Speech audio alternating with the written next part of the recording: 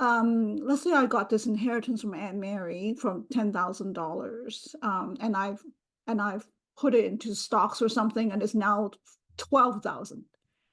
So am I supposed to just put 10,000, or am I allowed to put 12,000? Because by the time the valuation date, by the time I separate, it has grown to 12,000. So can I not put 12,000 there, or do I have to put the amount that I received at the time? That's a fantastic question. Okay. Yeah.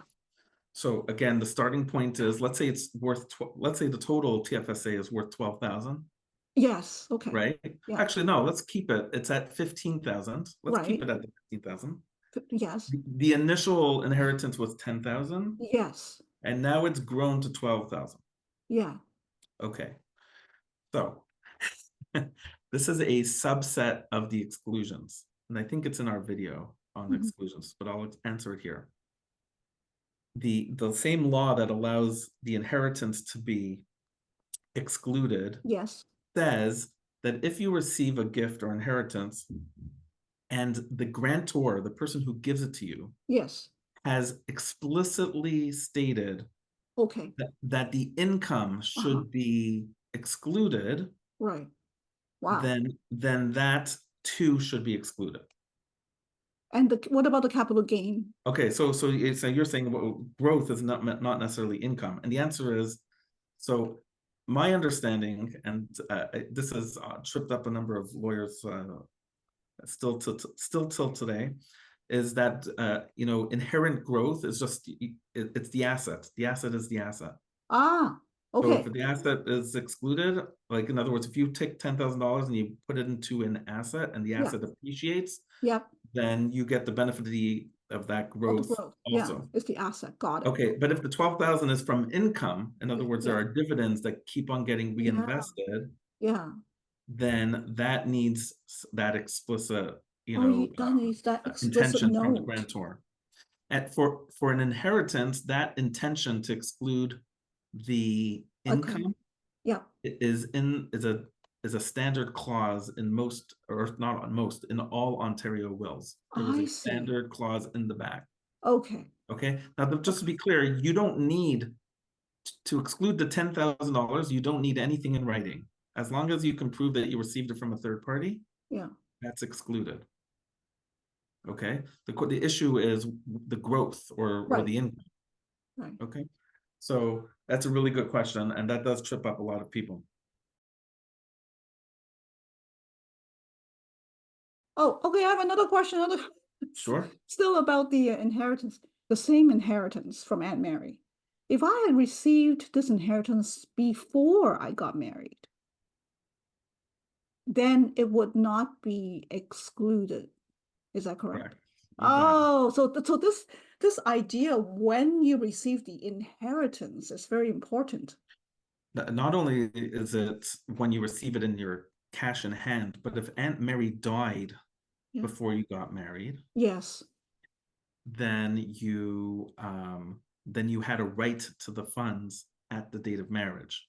Oh. Okay, so to say this in English, the very definition of exclusion is Yeah. money received during the marriage. During money received during. So to exclude something is something that's already been received Okay, got it. in the marriage. Right, in the marriage. The deduction is something that existed on the date of marriage. It already existed.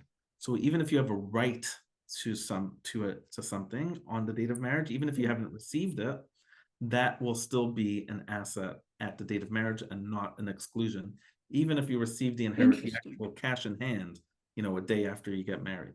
Huh. Yeah. So those are unique cases, but it does come up. Interesting. Definitely Okay, anyway, does I interrupted. So you were No, gonna not at all. So I just want to show you one more time. Okay. This waterfall of a sort, right? 15. Yeah. Minus 10. I don't even know if I need to change my numbers just because they're too much. Let's say we exclude 5 of the 15. Okay. Right? And then so 15 minus 5, even though it's not a minus, we're taking it out of the 15, right? So there is 15. We're not including we're excluding 5 of Excluding the 5, 15. yeah. But so now we're still down to 10. Minus the 3 Yeah, gets you to 7. And then date of marriage collectively is another minus 2. that's right, right. It gets you to 5. Okay, now this we were just looking is Jack, Mm-hmm, right? right. And let's just what do we do? Jack has filled out his financial statement, Mhm. and then you're gonna have to port all this information into what's called the Form 13B Net Family Property Statement. It's their Form 13. Right, And okay, here are all the assets, yes, right? okay. Okay, you list them all. That's straightforward. And then here's, oh yeah, it's much straightforward, but you have to get to this point, right? And most people don't even know about this document Oh, yes. well into the 13B. litigation, unfortunately. Okay, so and here's all the debts. That's the Yeah, second line. yeah, Now, in my world, in my head, I would want the exclusions between these two, right? yeah, Because the exclusion is coming off of this chart, yes, but it's not. Okay, okay, we okay, know that. yes, Okay, and here's the date of marriage. Now you see right, how they combine it, 3A yeah, and 3B, yeah, property and debts, because we're taking the net of the date of marriage, yeah, but that net is going to be another minus. yeah, yeah, Okay. yeah. And then there's the excluded property, which is coming Oh, out. Okay. interesting. So let's talk like now let's just talk the takeaways here. Okay, Okay, and now I'm just gonna explain the big difference okay. between deductions and exclusions. Okay. Mhm,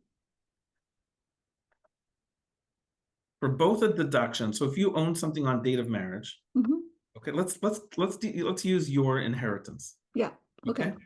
You have the exact same inheritance, right. $10,000. Okay. From Aunt Mary, yeah, From Aunt Mary. right, If you own that money on the date that you got married, you yeah, are going to be able to deduct it. deducted, right. Okay. You're not going to be able to exclude it. Okay. If you receive that money from after the date of marriage, Mhm, okay. The truth is I need an X on this. So for both deductions and exclusions, you're not sharing the principal because you actually had the $10,000 and you're going to get that deduction. So yeah, I'm going to put a big X here. yeah, Okay, so yeah, they're actually similar that you're not sharing the principal. right, Okay, okay, yeah, got it. it just happens to be that you're receiving it at different times. Yeah, The big issue is sharing the growth. You yeah. are always going to be sharing the growth of something that was earned that was owned on the date of marriage. Oh, okay, yes. Okay, now a date of marriage deduction is actually pretty powerful because you always have it. If you had $10,000 and then you spend it, and let's say that was all the money you ever had, right? Yeah, And so let's say you have 10,000 on date of marriage and 8,000 on valuation date, like you spent it, so now it's yeah, gone, yeah, right? So 8 minus 10 is -2, and there's no negative for the calculator for net family right, property. So you're basically zero. You haven't grown.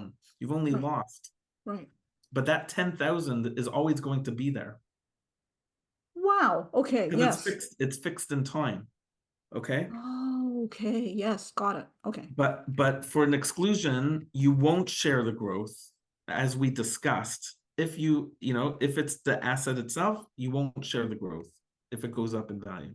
Right, So you receive the inheritance and it's a rental property and the property just appreciates in value, that is always going to be excluded. If you have income from an excluded property, such as bank, it's a good question whether rental income is income. Um, yeah, but if you have any income that is excluded explicitly, then that too will not be shared from an exclusion. So like this one I would say is actually a yellow. This is where the complications come in. Okay. okay. And then the other big difference here is that the deduction exists at the date of marriage and exclusion never exists at the date of marriage. I don't understand that. What do you mean? Yeah, an exclusion is something you receive during the marriage. It can never exist at the date of marriage. Oh, I see what you mean. Aunt Mary passed away the day I after. see what you mean. Okay, and that's it.